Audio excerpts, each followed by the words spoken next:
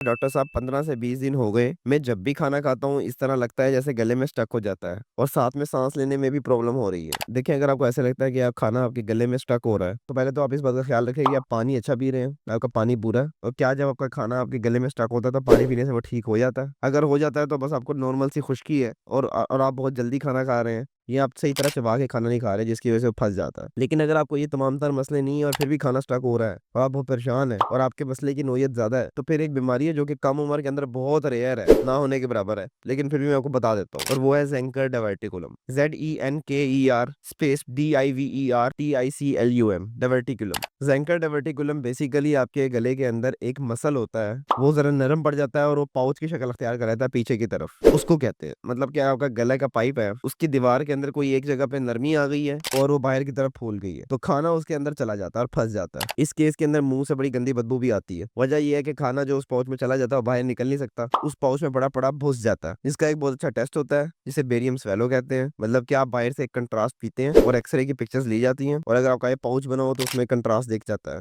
इसके बाद जो नेक्स्ट क्वेश्चन है वो ये